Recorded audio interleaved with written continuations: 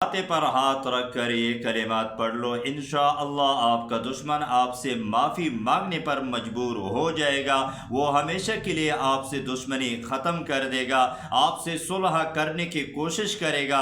जब तक आपसे माफ़ी नहीं मांगेगा उसको सुकून नहीं मिलेगा।